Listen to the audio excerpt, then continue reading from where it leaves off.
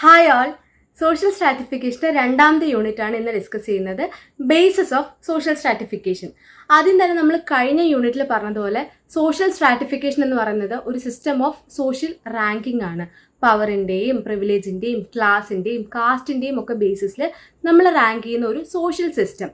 ഇവിടെ പല പല ക്രൈറ്റീരിയാസ്, ക്ലാസ്, കാസ്റ്റ്, എസ്റ്റേറ്റ്, ഇതുപോലത്തെ ക്രൈറ്റീരിയാസ് ഉള്ളതായിട്ട് നമ്മൾ പറഞ്ഞിട്ടുണ്ടായിരുന്നു.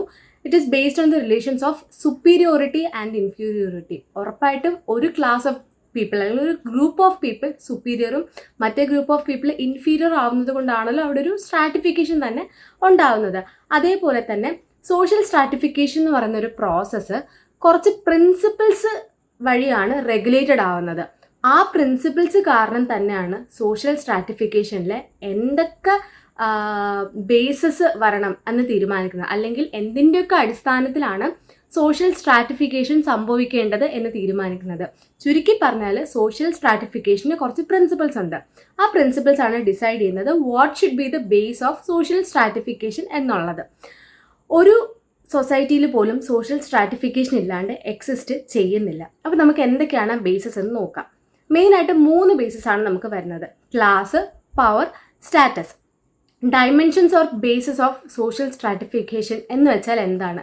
It refers to the different levels of differentiation which are made to allocate people in a given society. അതായത് കഴിഞ്ഞ യൂണിറ്റിൽ പറഞ്ഞ പോലെ തന്നെ സൊസൈറ്റിയുടെ പല പല സ്ട്രാറ്റയിലായിട്ട് ആൾക്കാരെ പ്ലേസ് ചെയ്യണം അല്ലെങ്കിൽ അലോക്കേറ്റ് ചെയ്യണം. അതിന് വേണ്ടിയിട്ടുള്ള പല പല ലെവൽസ് അല്ലെങ്കിൽ അതിന് വേണ്ടിയിട്ടുള്ള ക്രൈറ്റീരിയാസ്, ഇതിനെയൊക്കെയാണ് ഡൈമെൻഷൻസ് ഓർ ബേസസ് എന്ന് പറയുന്നത്. ഇതെങ്ങനെയാണ് കണ്ടുപിടിക്കുന്നതെന്ന് വെച്ചിട്ടുണ്ടെങ്കിൽ സോഷ്യോളജിസ്റ്റ് എംപിരിക്കലായിട്ട് റിസർച്ച് നടത്തും. എംപിരിക്കൽ റിസർച്ച് എന്ന് പറയുമ്പോൾ എന്താണ്? നമ്മൾ ഒബ്സർവേഷൻസിലൂടെയും എക്സ്പെരിമെൻസിലൂടെയും ഒക്കെ എവിഡൻസസ് ഗ്യാദർ ചെയ്തിട്ട് അല്ലെങ്കിൽ എവിഡൻസസ് കളക്ട് ചെയ്തിട്ട് നമ്മൾ അതിനൊരു കൺക്ലൂഷൻ കണ്ടുപിടിക്കും. ഓക്കെ, ഇതിൻ്റെയൊക്കെ അടിസ്ഥാനത്തിലാണ് ഇങ്ങനൊരു ഫിനോമിന സംഭവിക്കുന്നത്. അതായത് എംപിരിക്കൽ ഫൈൻഡിങ്സിൻ്റെ ബേസിസിൽ സോഷ്യോളജിസ്റ്റ് കണ്ടുപിടിച്ചിട്ടുള്ള 3 മെയിൻ ബേസിസ് ഓഫ് സോഷ്യൽ സ്ട്രാറ്റിഫിക്കേഷനാണ് ഇന്ന് ഡിസ്കസ് ചെയ്യുന്നത്. ആദ്യം പറഞ്ഞത് ക്ലാസ്. ക്ലാസ് എന്ന് പറയുമ്പോഴത്തേക്കും differentiate at the level of wealth. ആൾക്കാരെ വെൽത്തിൻ്റെ ബേസിസിൽ ഡിഫറൻഷിയേറ്റ് ചെയ്യുക.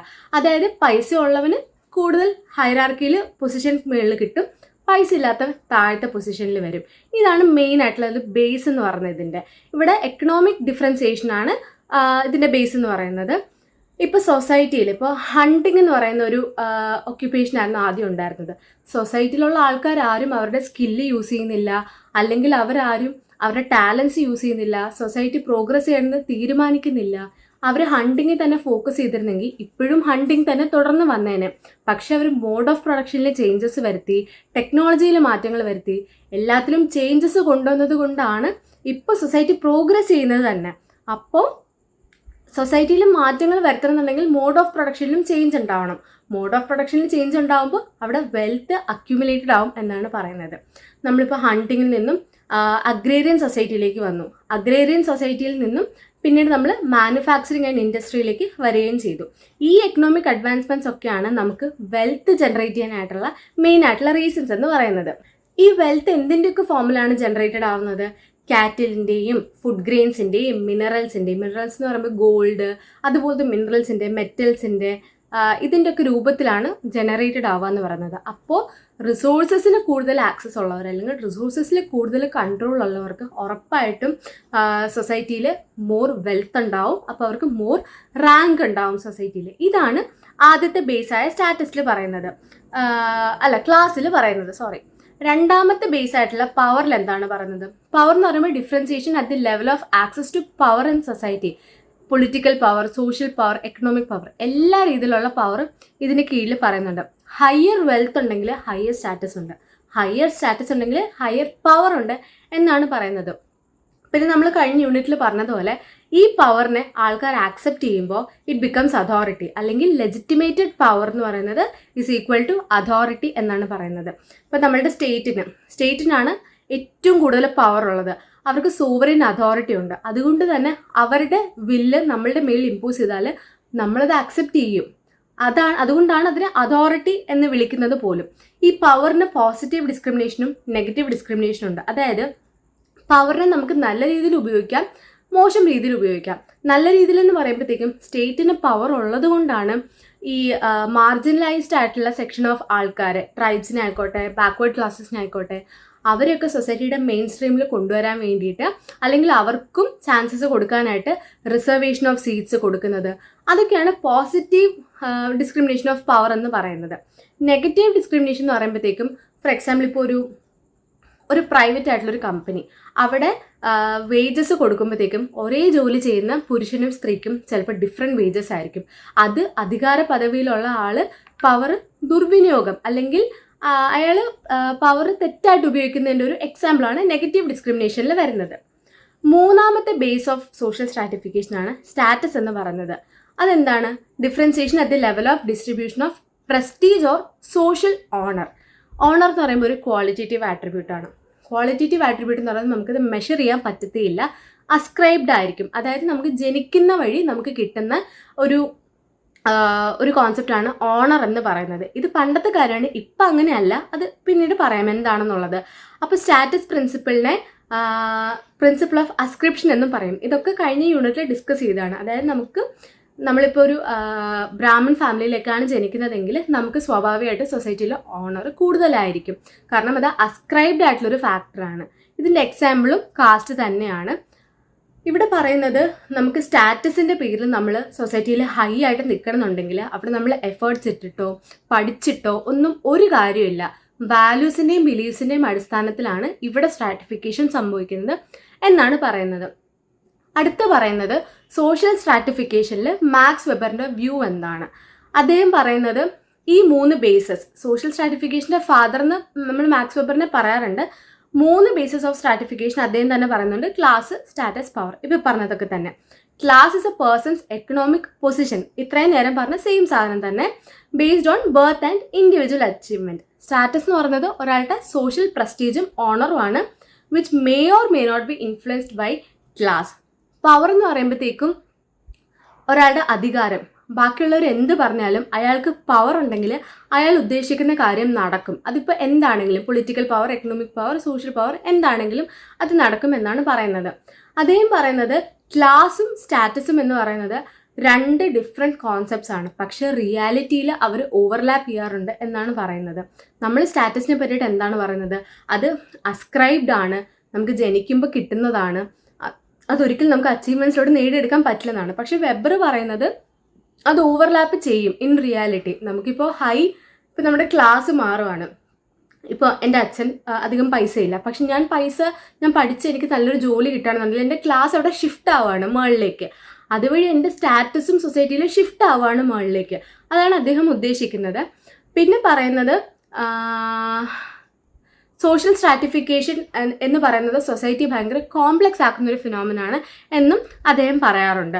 പിന്നെ മൾട്ടി ഫേസ്ഡ് ആയിട്ടുള്ള അപ്രോച്ചാണ് ഇവിടെ പറയുന്നത്. അതായത് സോഷ്യലി നമ്മൾ ഈ ഒരുപാട് രീതിയിൽ നമുക്ക് സോഷ്യൽ സ്ട്രാറ്റിഫിക്കേഷൻ പഠിക്കാൻ പറ്റാറുണ്ട്. ഇതാണ് വെബറിൻ്റെ മെയിൻ ആയിട്ടൊരു അപ്രോച്ച് എന്ന് പറയുന്നത്. വെബറിൻ്റെയും കാൾ മാർക്സിൻ്റെയും അപ്രോച്ചസ് തമ്മിലുള്ള വ്യത്യാസം എന്താണെന്ന് വെച്ചാൽ, വെബർ എന്ന് പറയുന്നത്, മാക്സ് വെബർ എന്ന് പറയുന്നത് founding father of social stratification ആണ്. അദ്ദേഹം സ്ട്രാറ്റിഫിക്കേഷന് 3 ബേസിസിനാണ് എംഫസിസ് കൊടുത്തിട്ടുള്ളത്. ഈ പറഞ്ഞ പോലെ ക്ലാസും പവറും സ്റ്റാറ്റസും, ഇതിനാണ് എംഫസിസ് കൊടുത്തിട്ടുണ്ടായിരുന്നത്. പിന്നെ he provides multi dimensional approaches to study social stratification. Karl മാർക്സിൻ്റെ കാര്യം പറഞ്ഞാൽ, കാൾ മാർക്സ് ഒരു സ്ട്രക്ചറലിസ്റ്റ് തിയറിസ്റ്റ് പോലും അല്ല. അദ്ദേഹം എംഫസിസ് കൊടുക്കുന്നത് ക്ലാസ്സിനാണ്, അല്ലെങ്കിൽ മോഡ് ഓഫ് പ്രൊഡക്ഷനാണ് കാൾ മാർക്സ് കൂടുതലും ഇമ്പോർട്ടൻസ് കൊടുക്കുന്നത്. അതുവഴി എങ്ങനെ ഹാവ്സും ഹാവ് നോട്ട്സ് എന്ന് പറഞ്ഞ 2 ക്ലാസ്സുകൾ ഉണ്ടായി, അതുവഴി എങ്ങനെയാണ് 2 ടൈപ്പ് ക്ലാസ്സുകൾ തരംതിരിക്കുന്നത്, അതുവഴിയായിരുന്നു അദ്ദേഹം സ്ട്രാറ്റിഫിക്കേഷനെ ഡിഫൈൻ ചെയ്തിട്ടുണ്ടായിരുന്നത്. ഇത്രയാണ് മെയിൻ 3 ബേസസ് ഓഫ് സ്ട്രാറ്റിഫിക്കേഷൻ എന്ന് പറയുന്നത്. ഇനി നമ്മൾ പറഞ്ഞത് കുറച്ച് വേറെ ബേസസ് ഓഫ് സ്ട്രാറ്റിഫിക്കേഷൻ. പണ്ട് കാലത്ത് ഏജ്, സെക്സ്, റേസ്, എത്നിസിറ്റി ഇതുപോലുള്ള കോൺസെപ്റ്റ്സ് ഒന്നും ഒരിക്കലും സ്ട്രാറ്റിഫിക്കേഷൻ്റെ ബേസ് ആയിട്ട് സോഷ്യോളജിസ്റ്റ് കൺസിഡർ ചെയ്തിട്ടുണ്ടായിരുന്നില്ല. പക്ഷേ ഇപ്പോൾ കൺസിഡർ ചെയ്യുന്നുണ്ട്. അതിൻ്റെ ഭാഗമായിട്ടാണ് നമ്മളിത് പഠിക്കുന്നത്. ആദ്യം തന്നെ പറയുന്നത് ഏജ്. ഇതും കഴിഞ്ഞ യൂണിറ്റിൽ ഡിസ്കസ് ചെയ്ത സെയിം കാര്യങ്ങൾ തന്നെയാണ്. ഏജിൻ്റെയും റേസിൻ്റെയും കാര്യം ഒന്നും കൂടെ പറയാം.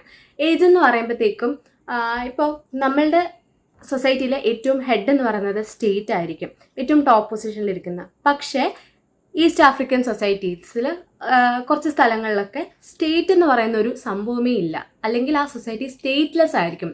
അവിടെ ഒരു ഹെഡേ ഉണ്ടാവത്തില്ല. എന്തെങ്കിലും ഒരു ഫാക്ടർ അല്ലെങ്കിൽ എന്തെങ്കിലും ഒരു ടോപ്പിൽ വേണമല്ലോ. പക്ഷെ അങ്ങനെ ഒരു സംഭവം ഇവിടെ ഇല്ല.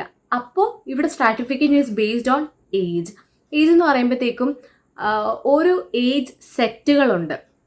ഇപ്പോൾ അവിടുത്തെ മെയിൻ സ്റ്റാർട്ടിംഗ് എന്ന് പറയുമ്പോൾ 0 to 8 years, അതായത് ചൈൽഡ്ഹുഡ്, ആ ഒരു പീരീഡ് ഒരു ഏജ് സെറ്റാണ്. പിന്നെ 8 to ഒരു 15-16 years, അതൊരു എക്സാമ്പിൾ മാത്രമാണ്. അത് അടുത്ത ഏജ് സെറ്റായിരിക്കും.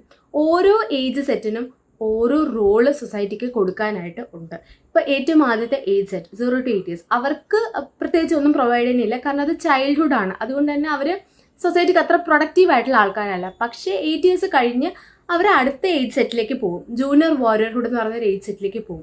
അവിടെ അവരെന്ത് ചെയ്യും? ട്രൈബിലേക്കുള്ള അല്ലെങ്കിൽ അടുത്ത ഏജ് സെറ്റിലേക്കുള്ള മെമ്പർഷിപ്പാണ് അവർ എടുക്കുന്നത്, ഒരു റിച്വൽ അണ്ടർഗോ ചെയ്യുന്നത് വഴിയായിട്ട്. അവരുടെ റാങ്ക് അല്ലെങ്കിൽ സ്റ്റാറ്റസ് അല്ലെങ്കിൽ പൊസിഷൻ അതുവഴി ഇൻക്രീസ് ആകും. അപ്പോൾ ഓരോ ഏജ് സെറ്റ് കഴിയുന്നതോടുകൂടിയും ഓരോ ആൾക്കാരുടെയും റാങ്ക്, സൊസൈറ്റിയിലുള്ള റാങ്ക് കൂടിക്കൊണ്ടേയിരിക്കും എന്നാണ് പറയുന്നത്.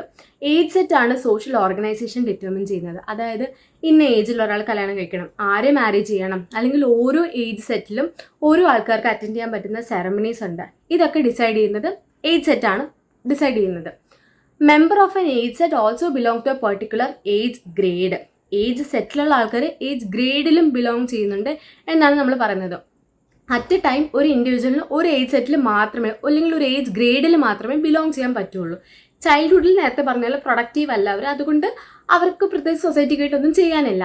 രണ്ടാമത്തെ സെറ്റാണ് ജൂനിയർ വാരിയർഹുഡ്. അവിടെ എന്താ ചെയ്യുന്നത് വെച്ചിട്ടുണ്ടെങ്കിൽ അവർ വാരിയർഹുഡ് എന്ന് പറഞ്ഞൊരു സ്റ്റേജിലേക്ക് സ്റ്റെപ്പ് ചെയ്യുവാണ്. അപ്പോൾ അവർ ട്രൈബിനെ പ്രൊട്ടക്റ്റ് ചെയ്യുക, ഡിഫെൻഡ് ചെയ്യുക, അല്ലെങ്കിൽ ഫൈറ്റ് ചെയ്യാൻ പഠിക്കുക, ഇതൊക്കെയാണ് ഈ ഒരു ഏജിൽ ചെയ്യുന്നത്. സ്വാഭാവികമായിട്ട് അവരുടെ സ്റ്റാറ്റസ് ചൈൽഡ്ഹുഡ് സ്റ്റേജിനെക്കാട്ടും ഒരു പടി മുകളിലായിരിക്കും. സീനിയർ വാരിയർഹുഡ് ആകുമ്പോൾ ഒന്നും കൂടെ റേസ് ആവും. അടുത്ത ഏജ് സെറ്റാണ് ജൂനിയർ എൽഡർഹുഡ് എന്ന് പറയുന്നത്. ജൂനിയർ എൽഡർഹുഡ് ആകുമ്പോഴത്തേക്കും അവർ ഡിസ്പ്യൂട്ട്സ് സോൾവ് ചെയ്യുക, എങ്ങനെ ഫൈറ്റ്സ് ഒഴിവാക്കാം അല്ലെങ്കിൽ കോൺഫ്ലിക്ട്സ് ഒഴിവാക്കാം, എങ്ങനെ പീസ് കൊണ്ടുവരാം, ഇതൊക്കെ ആയിരിക്കും ജൂനിയർ എൽഡർഹുഡിലും സീനിയർ എൽഡർഹുഡിലും അവർ ചെയ്യുന്ന റോൾ എന്ന് പറയുന്നത്. അതുകൊണ്ട് തന്നെ ഓരോ ആളും അവിടെ ജനിക്കുന്ന ഓരോ ആളും ഓരോ ഏജ് സെറ്റ് കഴിയും തോറും അവരുടെ റാങ്കും കൂടിക്കൂടി വന്നുകൊണ്ടേയിരിക്കുകയാണ്. അതുകൊണ്ട് തന്നെ ഇവിടെ എല്ലാ മനുഷ്യർക്കും സൊസൈറ്റിയുടെ അധികാര പദവിയിൽ ഇരിക്കാനുള്ള ചാൻസ് കിട്ടുന്നുണ്ട് എന്നാണ് പറയുന്നത്. No one is allocated a particular position for whole life. ഇപ്പോൾ ഇവിടെ നമ്മൾ സ്റ്റാറ്റസിൻ്റെ ബേസിസിലാണ്. ഒരാൾക്ക് പൈസ ഇല്ല, അയാൾ ലൈഫ് ലോങ് പൈസ ഇല്ലാത്ത അയാൾക്കൊരു റാങ്കും ഉണ്ടാവില്ല, പൊസിഷനും ഉണ്ടാവില്ല. പക്ഷേ ഇവിടെ ഏജ് കൂടുന്നതനുസരിച്ച് പവറും കൂടും, പദവിയും കൂടും എന്നാണ് പറയുന്നത്. Therefore everyone gets a chance to hold decisive authority. ഇതാണ് ഇവിടെ പറയുന്നത്. രണ്ടാമത്തെ ബേസാണ് റേസ് എന്ന് പറയുന്നത്. റേസ് ഒരു ബയോളജിക്കൽ കോൺസെപ്റ്റ് ആണ്. കളറിൻ്റെ ബേസിസിലൊക്കെ വരുന്ന അല്ലെങ്കിൽ physical characteristics, cultural backgrounds, social factors, ഇതിനൊക്കെ ബേസ് ചെയ്തിട്ടുള്ളൊരു സോഷ്യൽ കൺസ്ട്രക്റ്റ് ആണ് റേസ് എന്ന് പറയുന്നത്. സൗത്ത് ആഫ്രിക്ക ഒരു റേസിസ്റ്റ് ആയിട്ടുള്ള കൺട്രിയാണ്, നമുക്കറിയാം. അവിടെ ഫിസിക്കൽ ഫീച്ചേഴ്സാണ് മാറ്റർ ചെയ്യുന്നത്. അവിടെ ഇപ്പോൾ ഒരാളുടെ കളറ്, അയാളൊരു ബ്ലാക്ക് പേഴ്സൺ ആണെന്നുണ്ടെങ്കിൽ വെൽത്തിനായാലും പവറിനായാലും അൺഈക്വൽ ആക്സസ് ആയിരിക്കും അവിടെ ഉണ്ടാവുക എന്ന് പറയുന്നത്. Social stratification, race is a significant form of social stratification deeply influencing individuals life chances, opportunities and experiences within society. എല്ലാ മനുഷ്യർക്കും ഇതെല്ലാം പറഞ്ഞിട്ടുള്ള ഈക്വലി കിട്ടേണ്ട കാര്യങ്ങളാണ്. പക്ഷേ ഒരാളുടെ കളറിൻ്റെ ബേസിസിൽ അല്ലെങ്കിൽ അയാളുടെ ഫിസിക്കൽ ക്യാരക്ടറിസ്റ്റിക്സിൻ്റെ ബേസിസിൽ അയാൾക്കിതെല്ലാം ഡിനൈ ചെയ്യപ്പെടുകയാണ്. അയാൾക്ക് എഡ്യൂക്കേഷൻ ആയാലും ഹെൽത്ത് ആയാലും പിന്നെ എംപ്ലോയ്മെൻ്റ് ആയാലും ഹൗസിംഗ് ആയാലും ഇതുപോലത്തെ ഒരുപാട് ഫാക്ടേഴ്സിൽ നിന്നും അയാൾ ഡിസ്ക്രിമിനേറ്റ് ചെയ്യപ്പെടുകയാണ് ഇവിടെ ചെയ്യുന്നത്. മൂന്നാമത്തെ ബേസ് എത്നിസിറ്റി. എത്നിസിറ്റി എന്തിൻ്റെ ബേസിസിലാണ്? കൾച്ചറൽ ട്രേറ്റ്സിൻ്റെ ബേസിസിലാണ് എത്നിസിറ്റി വരുന്നത്. Ethnicity is a social construct that refers to a group of peoples shared cultural, social and experiential characteristics. അതായത് ഒരു ഗ്രൂപ്പ് ഓഫ് ആൾക്കാർ, അവർക്ക് സെയിം കൾച്ചർ ആയിരിക്കും, സെയിം ലാംഗ്വേജ് ആയിരിക്കും, സെയിം ആയിട്ടുള്ള സോഷ്യൽ ആൻഡ് എക്സ്പീരിയൻഷ്യൽ ക്യാരക്ടറിസ്റ്റിക്സ് ആയിരിക്കും. ഇതിനാണ് ഒരു എത്നിക് ഗ്രൂപ്പ് എന്ന് പറയുന്നത്. ഇത് ആക്സെപ്റ്റ് ചെയ്യുന്ന അല്ലെങ്കിൽ ഇതൊരു സെൻസ് ഓഫ് ബിലോങ്ങിങ് ആയിട്ട് എടുക്കുമ്പോൾ നമ്മൾ അതിനെ എത്നിക് ഐഡൻറ്റിറ്റി എന്ന് പറയും. Ethnic stratification is based upon the idea of dominant and minority groups.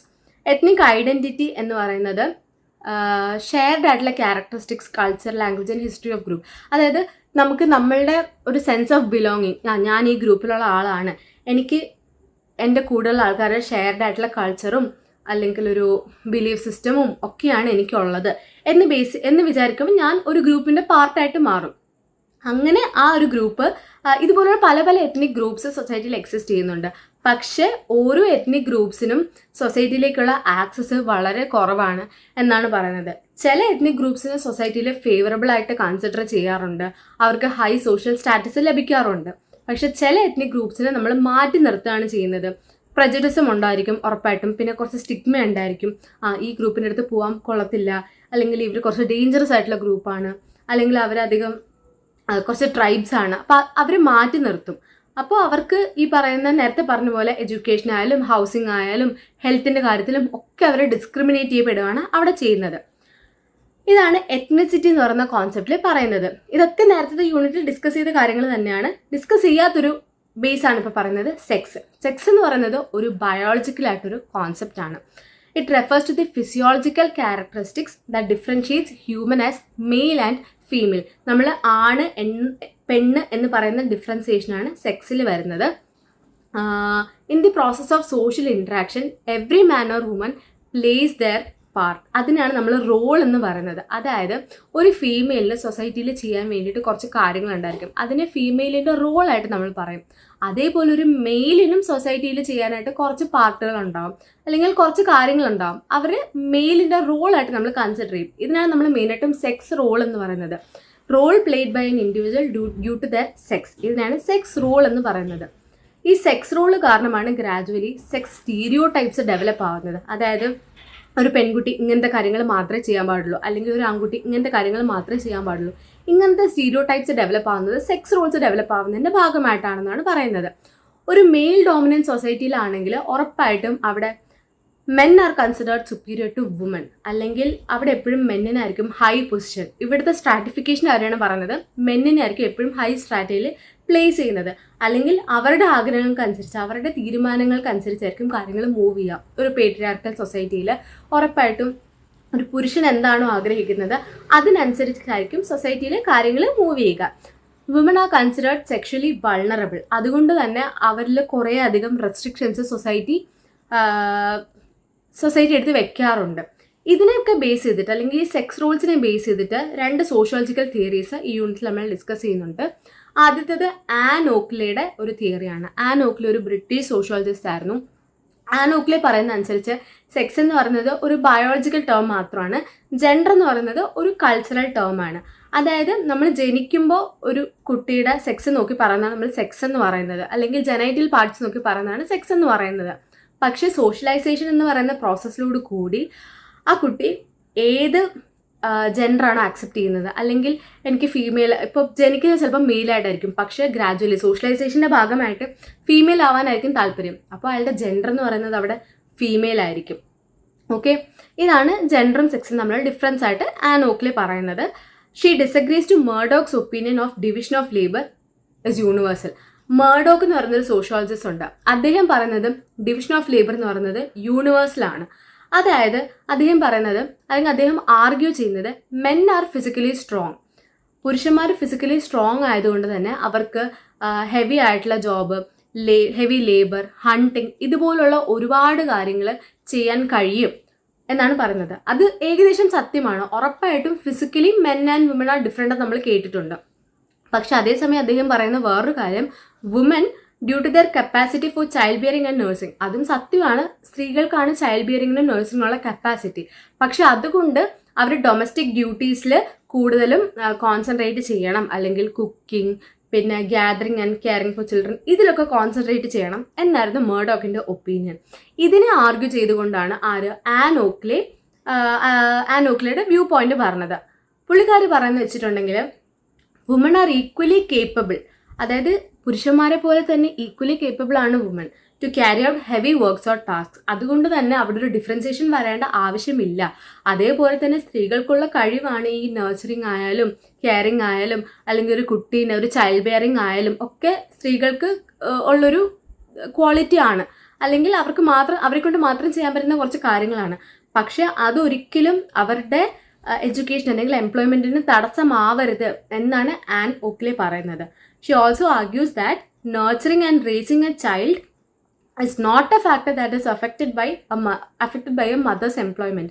അമ്മയ്ക്ക് ജോലി ഉണ്ടെന്ന് കരുതി അത് വെച്ച് മാത്രം ഒരിക്കലും ഇരിക്കാൻ പറ്റത്തില്ല. അതൊരിക്കലും ഒരു കുട്ടിയെ വളർത്താനോ അല്ലെങ്കിൽ കുട്ടിയെ നഴ്സറി ചെയ്യാനോ തടസ്സമാവില്ല എന്നാണ് ആൻ ഓക്ലിയുടെ ഒപ്പീനിയൻ പറയുന്നത്. രണ്ടാമത്തെ വ്യൂ പോയിന്റ് ആണ് ടാൽക്കോട്ട് പാസൽ. ടാൽക്കോട്ട് പാസൽ ആർഗ്യൂ ചെയ്യുന്നത് men are instrumental leaders and woman are expressive leaders. Instrumental leaders എന്ന് പറയുമ്പോൾ അല്ലെങ്കിൽ ഇൻസ്ട്രുമെന്റൽ ക്വാളിറ്റി എന്ന് പറയുമ്പോൾ കോൺഫിഡൻസ്, കോമ്പറ്റീറ്റീവ്നെസ്, ഇതൊക്കെയാണ് പറയുന്നത്. ഇത് കൂടുതലും പുരുഷന്മാർക്കാണ് ഉള്ളത്. അതുകൊണ്ട് തന്നെ അവർക്ക് ലേബർ ഫോഴ്സിന് പ്രിപ്പയർ ചെയ്യാനായിട്ട് പറ്റും, അല്ലെങ്കിൽ അവർക്ക് കൂടുതൽ ഹാർഡായിട്ടുള്ള ജോലികൾ ചെയ്യാനായിട്ട് പറ്റും എന്നാണ് ടാൽക്കോട്ട് പാസൻ പറയുന്നത്. എക്സ്പ്രസീവ് ആണ് വുമൺ, അല്ലെങ്കിൽ എക്സ്പ്രസീവ് ക്വാളിറ്റി എന്ന് പറയുമ്പോഴത്തേക്കും എംപതി ആൻഡ് സെൻസിറ്റിവിറ്റി. സ്ത്രീകൾ കുറച്ചും കൂടെ എംപത്തറ്റിക് ആണ്, സെൻസിറ്റീവ് ആണ്. അതുകൊണ്ട് തന്നെ അവർക്കൊരു ഫാമിലിയെ ടേക്ക് കെയർ ചെയ്യാനായിരിക്കും അവർ കൂടുതലും പ്രാപ്തരാവുക എന്നാണ് ടാൽക്കോട്ട് പാസൻ പറയുന്നത്. എന്നിട്ട് അദ്ദേഹം തന്നെ പറയുന്നുണ്ട് ഇത് രണ്ടും സൊസൈറ്റിക്ക് നെസസറി ആണ്. എക്സ്പെരിമെന്റൽ ലീഡേഴ്സിനെയും ഇൻസ്ട്രുമെന്റൽ ലീഡേഴ്സിനെയും സൊസൈറ്റിക്ക് ആവശ്യമുണ്ട് എന്നാണ് ടാൽക്കോട്ട് പാസൻ പറയുന്നത്. He argues that men carries out discipline and earn money, whereas women cares, nurtures and raise children. ഇതാണ് അദ്ദേഹത്തിൻ്റെ വ്യൂ പോയിന്റ്.